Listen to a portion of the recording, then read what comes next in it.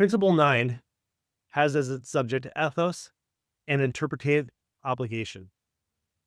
Ethos and interpretive obligation. Principle 9 is that authority shapes obligation. If logos explains how meaning is rationally communicated, and telos explains why it is communicated, then ethos explains why meaning binds. Who speaks determines how speech obligates the hearer. Meaning is never abstract, it comes from someone, and authority determines the weight of what is said. In classic rhetoric, ethos refers to the credibility and authority of the speaker. Rhetoric assumes the character of the speaker matters, authority affects persuasion, obligation increases with legitimacy.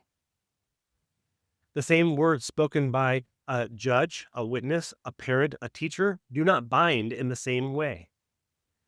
Speech cannot be interpreted rightly without asking who is speaking and with what authority. Under natural law, human societies require legitimate authority to function. Parents over children, rulers over citizens, judges over cases, teachers over students. Authority is not arbitrary. It arises from office, responsibility, and moral order. Interpretation must therefore account for whether speech commands or advises, whether it binds consciences or merely informs, whether disobedience incurs guilt. To ignore authority is to flatten moral reality. Scripture consistently ties meaning to authority. In Matthew chapter 7, he taught them as one having authority, not as the scribes. The same content carried different binding force because of who spoke. The scribes and the Pharisees sit in Moses' seat, Matthew chapter 23. Authority of office governs obligation, even when personal character fails. Why do you call me Lord, Lord, and not do the things which I say? Authority makes disobedience culpable. Scripture never treats speech as detached from the speaker's standing. When authority is ignored, commands are treated as suggestions, responsibility obscured, and judgment becomes unjust. In Judges, it speaks of everyone doing what was right in their own eyes, treating the commands merely as suggestions and deciding for themselves what is right. When people claim ignorance where obligation was clear, responsibility is obscured.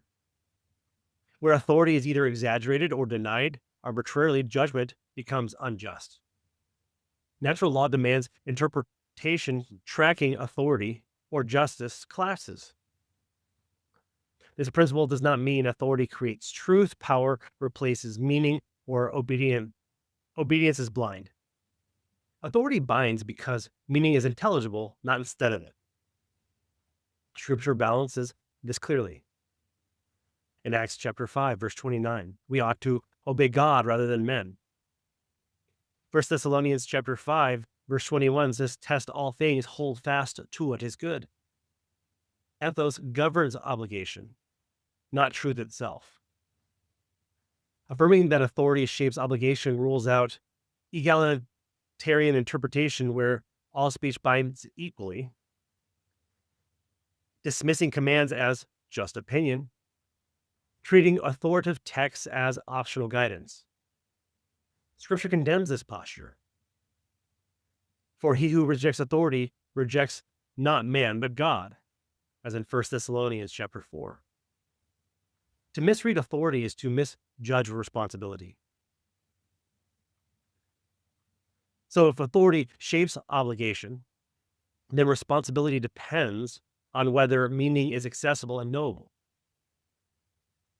Which brings us to principle number 10. Moral responsibility requires intelligibility.